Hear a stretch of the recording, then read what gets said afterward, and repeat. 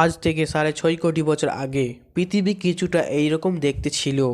যেইখানে আপনি বসে আছেন ওইখানে ডাইনোসর ঘুরতেন।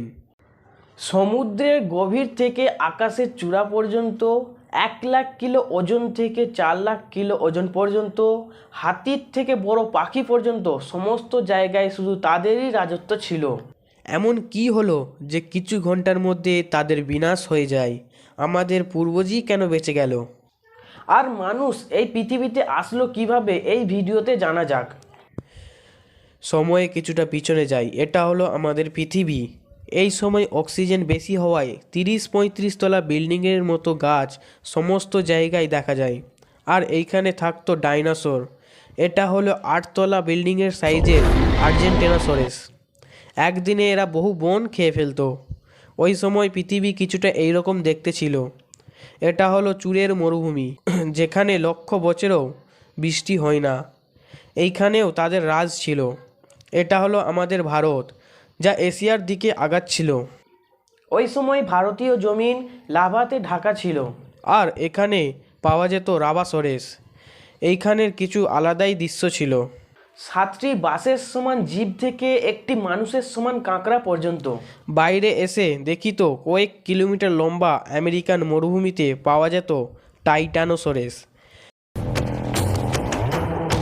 ২০টা হাতির সমান ওজন, ৮ তলা বিল্ডিংয়ের মতো উঁচু এই জীব আজ এখানে বাচ্চা পয়দা করার জন্য জমা হয়েছে। বিশ্বের সমস্ত কোণা ডাইনোসরের এর আবাদি বাড়ছিল। কিন্তু তারা কি জানতো আজ তারা ধ্বংস হয়ে যাবে? আসলে আমাদের সৌরমণ্ডলে জুপিটার আর মঙ্গলের গ্রহের মাঝে অনেক অনেক উল্কাপিণ্ড আছে, যা সূর্যের চারিদিকে ঘুরছে। ধ্বংসের ১০ কোটি বছর আগে এদের মধ্যে দুটো উল্কাপিণ্ডের মাঝে ধাক্কা লাগে।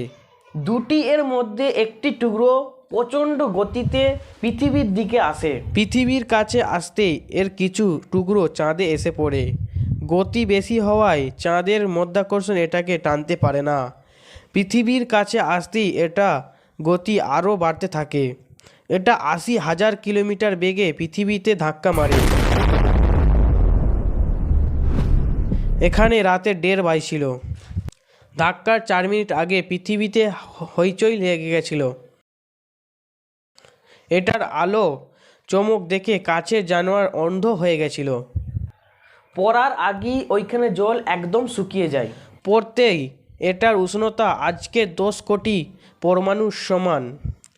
এটার থেকে বেরোনো ৬,০০০ ডিগ্রি সেলসিয়াস গরম আশপাশের জানোয়ারদের ভাপ বানিয়ে উঠিয়ে দেয়। ১৫০ কিলোমিটার বর্গের জমিন মহাকাশ পর্যন্ত চলে যায়। এখন পর্যন্ত শুধু ৫ সেকেন্ডই হয়েছে। এই বিস্ফোরণে মাটির ঢেউ ৫৫০ কিলোমিটার প্রতি সেকেন্ডের গতিতে এগিয়ে যায়। এর কিছু সেকেন্ড পর আসা গরমের ঢেউ পাথরকে লাভায় পরিণত করে দেয়।